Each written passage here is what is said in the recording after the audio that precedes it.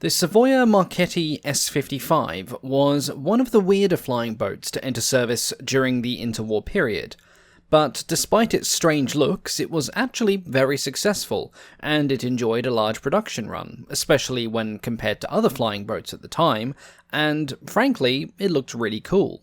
It was first conceived in 1923, when the Regia Marina and the newly formed Regia Aeronautica were looking to expand their capabilities. Part of this included the ability to project Italian air power over the Mediterranean. Italy's main rival in this naval theatre, Britain and France, both had sizable fleets, and so the need arose for an amphibious aircraft capable of torpedo bombing, conventional bombing, and mine-laying. In response to this need, Savoia-Marchetti submitted the highly original design that would become the S.55. The design featured twin hulls that were separated almost 15 feet apart, a thick 3-section cantilever wing with the cockpit located in the central leading edge. It would be powered by 2 engines arranged in a tandem configuration above the wing, and the tail was supported by twin booms that connected to both the wing and the twin hulls for added support. The twin hulls were made from wood, with the frames in a mix of poplar, walnut, and ash, while the double planking was predominantly made from cedar and plywood. Between these 2 layers of planks was a layer of cloth that was covered in a special waterproof putty, and all of this combined to make an extremely seaworthy structure, both waterproof and stable. The twin hull arrangement also removed the need for balancing floats to be attached further out on the wings, which would help with streamlining. The central section of the wing was by far the most important part of the airframe, not only because it connected the twin hulls, but it also housed the pilot's cockpit, supported the huge struts that held the twin engines in place, and it also carried the aircraft's payload underneath. As a result of this, it was heavily reinforced, with several spars being made integral to the upper structure of the hulls and extending throughout the entire span of the wing itself. Designed to operate with a crew of 5, or more probably 6, the S.55 normally had 2 pilots in the central cockpit, a rear gunner in each of the twin hulls, and a bomb aimer in the portside hull. The hypothetical 6th crew member was an engineer who would maintain the engines during flight. This is not mentioned in any of the sources I have found except one, which happens to be the official aircraft manual that was issued by the Ministry of Aeronautics. However, the entire book is in Italian, and while it does not specify a total number of crew members, as this was an operating and maintenance manual, it does allude to a so-called engine driver's station. This, combined with the location of the engines themselves, would make sense. As the engines were mounted above the wing, access to them was granted by a watertight hatch that was located behind the cockpit. And so it would make sense that an engineer of sorts should be able to service the engines during flight. Initially, the S.55 was designed to be powered by a pair of Lorraine-Dietrich engines that produced 400 horsepower each. The raised arrangement of these engines was popular amongst designers of flying boats at the time, as it A. kept the equipment as far away from seawater as possible, and B. completely reduced the risk of the propeller kicking up or getting caught in said seawater.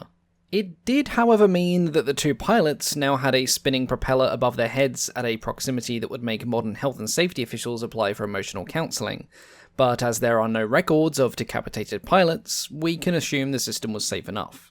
In terms of ordnance, the S.55 was designed to carry all of its offensive payload under the central wing section, as mentioned earlier. According to the official manual, it could carry the following: a single 800 kg naval torpedo, or a single 800 kg high explosive bomb.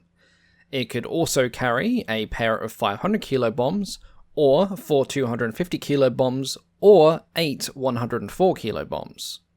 The release of the payload was done electronically or mechanically by a control panel operated in the portside hull. This also featured a modern, self-contained aiming system that could be operated by day or night against moving or stationary targets. The prototype model of the S.55 was completed at some point in early 1925, and after initial test flights, it was sent for evaluation trials. These trials included testing the aircraft at its empty and its maximum loaded weights, with a top speed recorded of 131 miles an hour in the air and a landing speed on water of 56 miles an hour. Its water handling characteristics received universally high praise, and its ruggedness and stability in heavy seas vindicated the decision to go with the twin-hull design as opposed to a single hull. The only area in which the S.55 struggled was climbing. It wasn't atrocious, but it wasn't exceptional either, taking 16 minutes to reach an altitude of 10,000 feet, and a full hour to reach its surface ceiling of 16,400 feet. In the following 12 months, this problem was somewhat rectified with the installation of two 500 horsepower Isotta Fraschini V12s. The fuel load was also increased, which slightly reduced the top speed for the benefit of a significantly greater range, and with these new performance figures, the Regia Aeronautica was ready to place the first of its production orders in 1925. However, the S.55's fame would not come from its military career.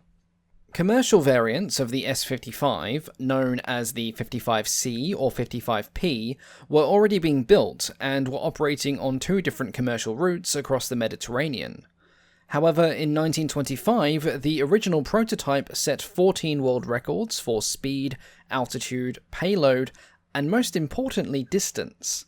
This convinced Savoia-Marchetti that their aircraft could be well suited for transatlantic flights, and this would lead to the record-setting journeys that the S.55 is best known for.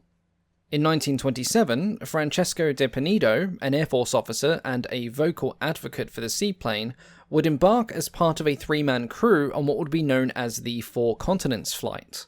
Starting on February the 13th, his S.55, which had been dubbed the Santa Maria, took off for the first leg of a journey that would eventually cover 4 continents and 29,000 miles. Most of the journey was completed without incident, although unhappily the Santa Maria was burnt to a crisp on an artificial lake in Arizona, courtesy of a carelessly discarded cigarette.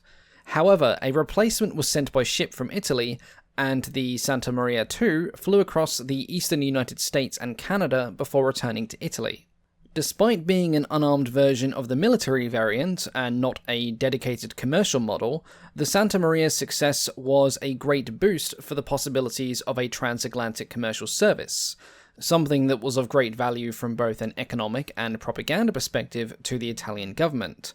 And as a result of this, further ambitious flights were attempted. The improved S.55A would be the next to make headlines. This model featured 800 horsepower Isotta Fraschini W18 engines, a new top speed of 147 miles an hour, and an improved range of 1,200 to 2,100 miles depending on its configuration. 12 of these new aircraft made a 6,500-mile mass flight from Rome to Rio de Janeiro in 1930, with the flight being led by Air Marshal Italo Balbo. This flight would be overshadowed 3 years later by the North Atlantic crossing of 24 planes for the occasion of the Chicago World's Fair. For this, an aerodynamically refined model, the S.55X, was used. Changes included much smoother hulls and engine cowlings, fairings at the joining of all major components, and new 3-blade all-metal propellers. Although identical in weight to the S.55A, the new model can now reach a top speed of 174 miles an hour with a range of 2,794 miles. One S.55X crashed at Amsterdam on the outward journey, and another at the Azores on the return flight. But thanks to the provision of a backup, 24 S.55Xs still made triumphant arrivals at Chicago and New York. This flight, more than any other single accomplishment up to this point, propelled Italy to a new level of prestige in the field of aviation during the 1930s. Besides the more spectacular long-distance flights, the S.55 had a long career with the Regia Marina, serving for more than 10 years. Although 13 aircraft were listed as available in 1939, the S.55 had by that time reached the end of its service life and was withdrawn from service before the hostilities began. As a result, none of them would ever see any wartime service. However, this isn't quite the end of this aircraft's story. As a result of the S.55's early long-distance triumphs, development work began on a larger model that was aimed directly at commercial travel rather than being a converted military plane. This resulted in the S.66. The S.66 was generally similar to the S.55, although it was considerably larger and was powered by 3 engines rather than 2. Much to the relief of the pilots, these were arranged in the pusher configuration, which kept the spinning propeller blades well clear of the still open cockpit. Built as a 14-passenger commercial flying boat, the S.66 went into service in 1932 on the Rome-Cagliari-Tripoli route, as well as one running from Rome to Alexandria. Later on, thanks to the addition of more powerful 700 horsepower engines, the passenger capacity was increased to 18, and it had a top speed of 164 miles an hour. Not a great deal is known about the S.66. However, 24 are known to have been built, and they were operated as civil transports from 1932 to 1939. After this, at least one was impressed by the Air Force for air-sea search and rescue operations, but not much is known apart from that. Finding source material on these planes has been especially difficult, and it looks like there just isn't much left on them in terms of records. However, one example of the S.55 still exists today, which is nice, as I think it's a rather good-looking plane despite its weirdness. It is located in Brazil. Indeed, it was used for the first crossing of the South Atlantic by Brazilian pilots, but its fate has been shrouded in doubt as the TAM Museum faced financial problems in 2016. However, it now looks like after a stint in temporary storage, it will be going into a brand new hangar in the near future for the public to be able to see again.